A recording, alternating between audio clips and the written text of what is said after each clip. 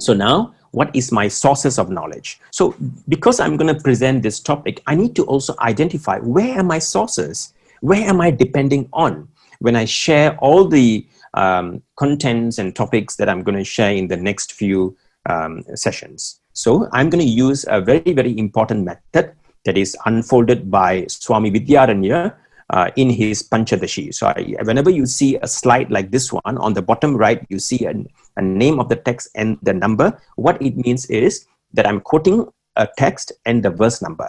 So whenever you see 6.56, it means that chapter 6, verse 56. All right, so that's how you're going to interpret it. So in the Panchadashi, Swami Vidyaranya gives a very nice methodology, which is called Shruti, Yukti, Anubhava. So the sources through which I'm going to present, number one is Shruti, meaning that I'm going to use the Veda. In this case, primarily the Upanishads. So what am I going to do? I'm going to use Prasthana Traya. Prasthana Traya means the threefold foundations or the threefold sources, which is basically for Advaita Vedanta or Advaita or Vedanta, we use these three sources as the authority. All right. So the first one is Upanishads, although I will be confining myself to what we call as the principal Upanishads. So principal Upanishads, generally some people say there are only 10, some of them say there are 13, and some of them say that there are 16, etc. So primarily it's the 10 to 16, that many. So sometimes in Sanskrit, it is called Mukhya Upanishad. Mukhya Upanishad means principal Upanishad. So I will primarily use those Upanishads on which Adi Shankara has commented.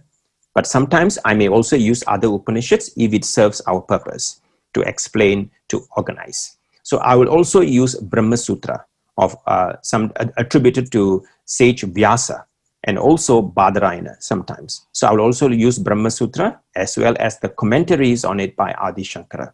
And I will also use Bhagavad Gita with Adi Shankara's commentary as well. And over and above that, sometimes I will also use traditional texts like this one, Panchadashi. And these traditional texts could be Shankara's works, and it could be pre and post Shankara. What do I mean by pre and post Shankara? Sometimes I may use works before Shankara. If there are any Advaita Vedanta works before Shankara, I will use that. Sometimes I may use works after Shankara, like this one. Panchadashi is after Shankara. So I will use post Shankara works. So that's what I mean by pre and post. And of course, other Vedanta texts as well. So this is Shruti, all right, which is basically text.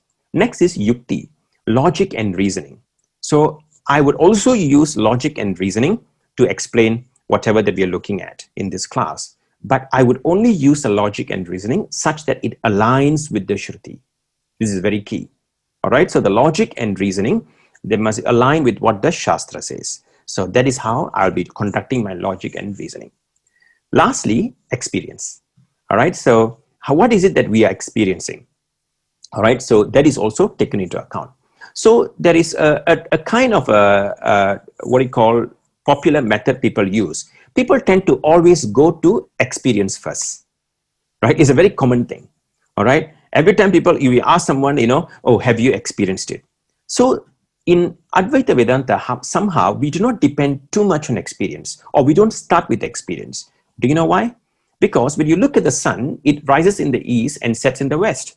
You see the sun literally move, rising up, and then it sets in the west. But we all know the sun doesn't rise.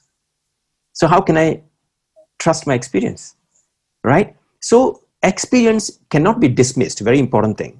We cannot dismiss experience, but we should be able to process experience.